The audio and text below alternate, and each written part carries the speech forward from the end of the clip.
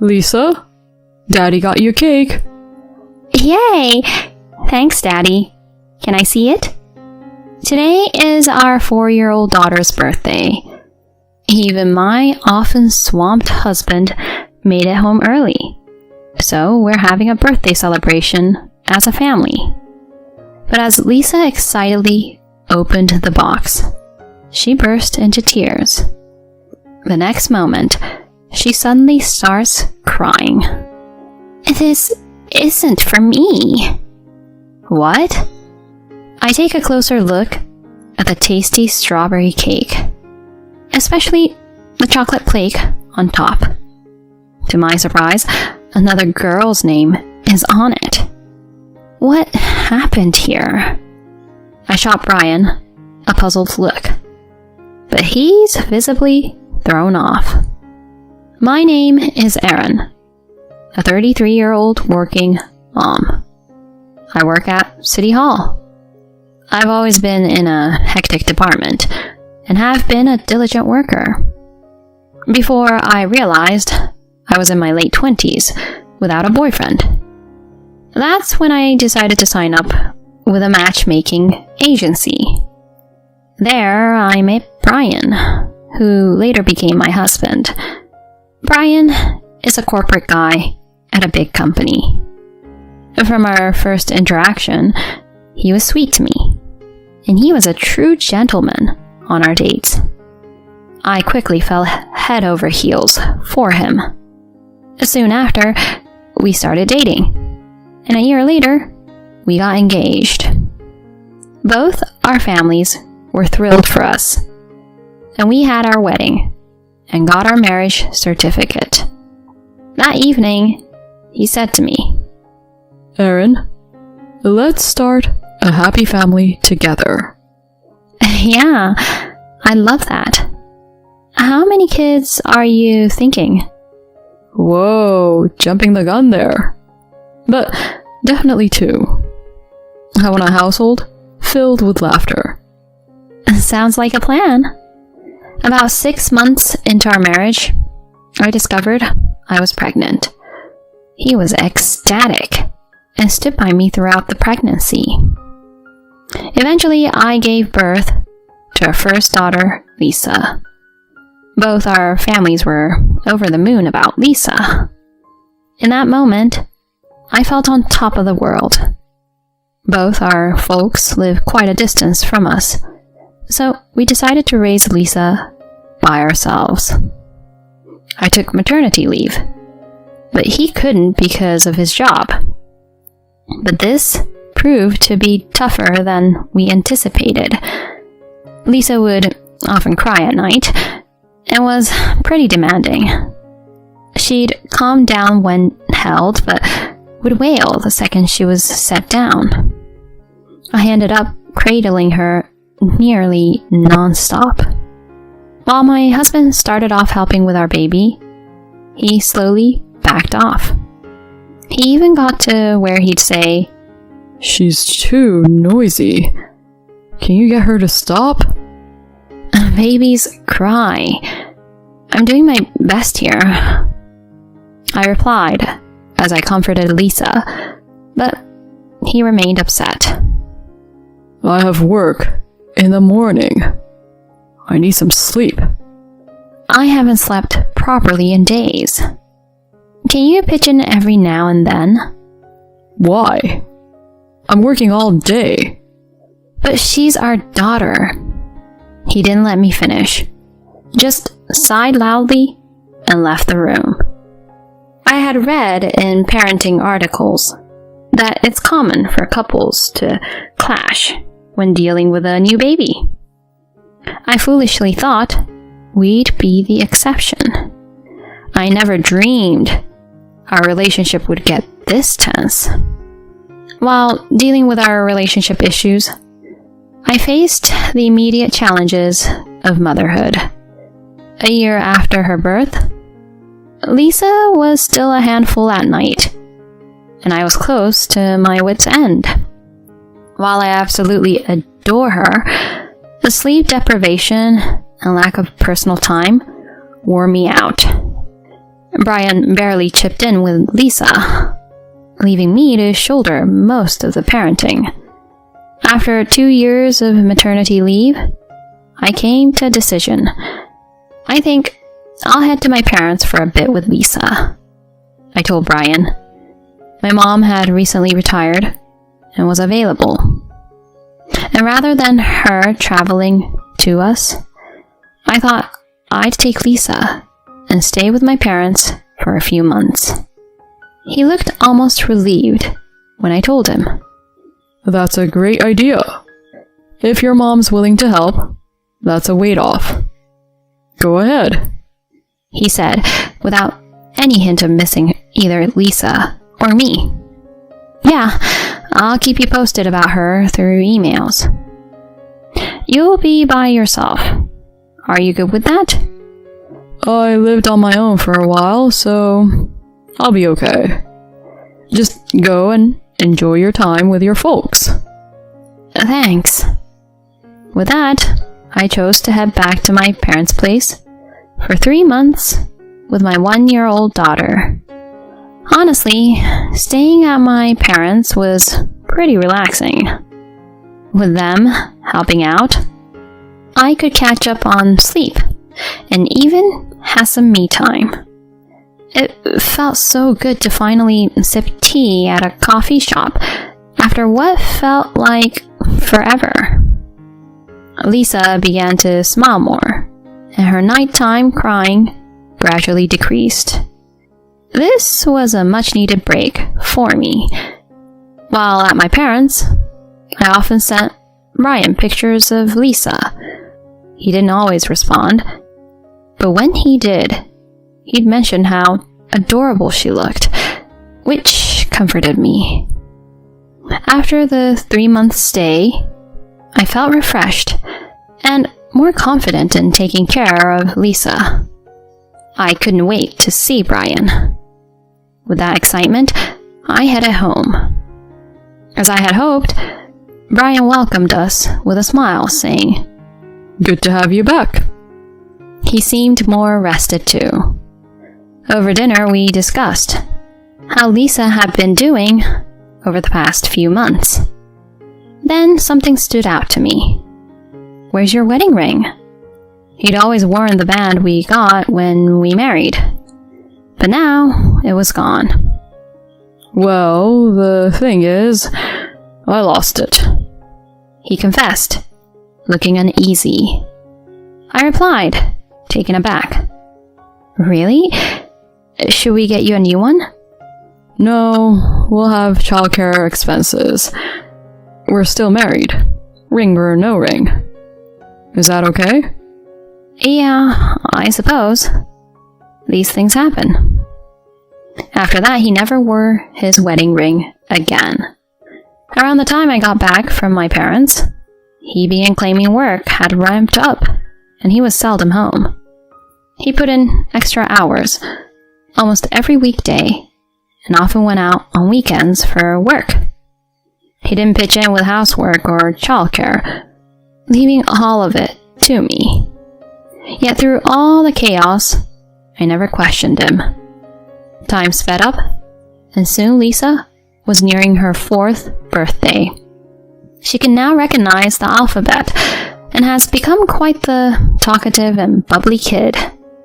I reminded my perpetually occupied husband, "Don't forget, Lisa's birthday, and remember to pick up the cake." He somewhat reluctantly agreed. The day of Lisa's 4th birthday came around. To my astonishment, Brian made it home early, cake in tow. I whipped up a special meal, and we celebrated together. After eating, it was cake time. "Lisa, Daddy got you a cake." "Yay! Thanks, Daddy. Can I see it?" But as Lisa excitedly opened the box, she burst into tears. "This isn't for me!" "What?" I glanced at the cake, taken aback. The gorgeous strawberry cake had a chocolate label stating, "Happy birthday, Sarah." What happened here? I shot Brian a puzzled look, but he's visibly thrown off. Oh, maybe the bakery messed up? Yeah, that must be it. Excuse me? They looked swamped. They might have mixed up orders. I'm sorry, Lisa. They messed up your name. Is that what happened? Yeah, I'll talk to them later. Let's eat for now, alright? He tried to explain, but something felt off. A nagging doubt crossed my mind, but he wouldn't. Despite my internal conflict, I served the cake and continued the festivities. Days rolled on, and I couldn't shake that feeling. I prayed I was overthinking, but I needed to know for sure. So I reached out to a well-known detective agency nearby and used my old savings to have them look into Brian. 3 weeks later, the detective agency called me in, and I found myself at a coffee shop. I opened the envelope they handed me, and my worst fears, which I'd somehow known deep down, were confirmed. So, this is it. Brian, I'll never forgive you. My hand, holding the envelope tight, shook with anger. A week later, I left Lisa with a close friend and asked Brian to join me in a private dining room. The excuse was to celebrate our wedding anniversary. Actually, it really was our anniversary. When he showed up a bit late, I gestured for him to sit across from me. Wow, it's been ages since it's been just the two of us for dinner. Here's to our anniversary, he said, trying to keep things light as he raised his wine glass. I responded, Hold on, we need to talk about something first. What's going on? Care to explain this? I spread out photos on the table, which showed him at a family diner with a woman I didn't recognize and a young girl, around 5 years old. There was also a picture of him going into what looked like their house. What are these? Why do you have them? I hired a detective. This woman is Jennifer. The little girl is Sarah. The same name on the cake for Lisa's birthday. You guys look pretty happy. Almost like a family. What's the deal here? He shifted uncomfortably in his seat. Listen, aren't you jumping to conclusions? Jennifer is my boss's younger sister. Your boss's? Yeah, his sister. You know, she's like a friend. She's a single mom and was having a tough time. So, I was just being a listening ear. Given my relationship with my boss, I couldn't just brush her off. He started to make flimsy excuses. I sighed and shot off a quick text to someone. See? You're just getting the wrong idea. The cake mix-up? Sarah's birthday was just around the corner. So, I got confused. He kept talking. But then, the door to our private room swung open. What the? He looked up, stunned. There, standing in the doorway, was the woman from the photos, Jennifer. Thanks for coming, Jennifer. She nodded slightly and took a seat next to me. When I got the report from the detective, I had also learned about her and decided to reach out. She stared coldly at Brian. So, I'm your boss's sister, huh? That's not our relationship if I remember correctly. You were just listening to me? How could you spin it that way? We were clearly involved.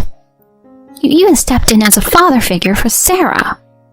She shot Brian a fierce look, and he went pale. Jennifer had been wary when I first approached her as Brian's wife. But as we chatted, she pieced together the truth and was deeply upset. apologizing many times. She's a single mom, raising her 5-year-old Sarah. Their relationship started when he randomly approached her on the street. When I asked about when they met, it lined up with when I was away and when he started being out more. She had no clue he was married, especially since he never wore a wedding ring. He had been sweet to her and her daughter, even hinting at the possibility of marriage. Brian looked at me, his face pale and filled with panic. "We're on to you. Just come clean already." After a beat, he hesitated, then began to talk. He confessed that he felt overlooked as I was so focused on our daughter Lisa. During a trip I took to my hometown, he had met a gorgeous woman named Jennifer, thinking it'll just be a brief fling. But he'd unintentionally fallen hard for her. Still, he had no plans to leave me and hoped to carry on with his double life.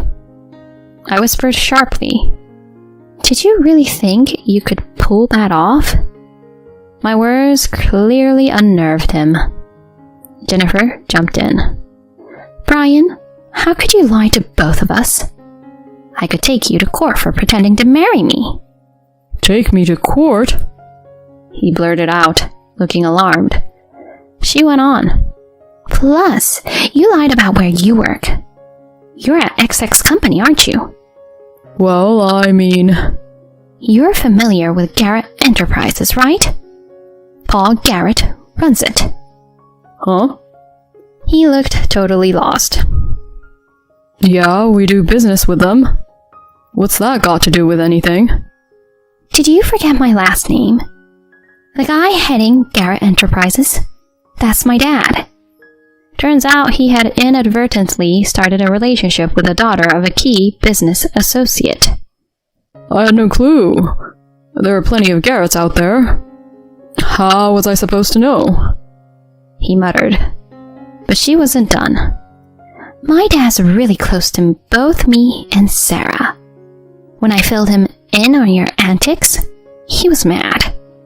Hope you're ready for what's coming at work." He was dumbstruck. In desperation, he turned to me. "Aaron, you wouldn't leave me, would you? I'm Lisa's dad. You're doing well at your job, so you could help me out for a bit. We can still make a go for it, the three of us." Annoyed, I splashed my water in his face. "Seriously? We're done. I'll be expecting compensation for your cheating, half of what we own, and child support. Time to pay up and say you're sorry, you jerk." He looked down, whispering, "I'm really sorry." In the end, Brian and I split. Just like I said, I demanded he pay for cheating, half of everything we owned, and child support. I took half of our shared apartment and our savings, and he agreed to pay $70,000 for the affair. He also committed to monthly child support payments. Jennifer's influence got him fired. And to make matters worse for him, she also demanded payment, which wiped out his savings. Jobless, without his family, he moved into a rundown apartment and hunted for work. When he did land a job, it only paid about half his previous salary. And given his child support obligations, life was hard. But I had zero pity for him. He brought all this on himself and deserved what he got. Meanwhile, Lisa and I were doing well, and Jennifer became kind of a friend. We sometimes catch up over tea with our kids. I'm excited about what the future holds and watching Lisa grow up.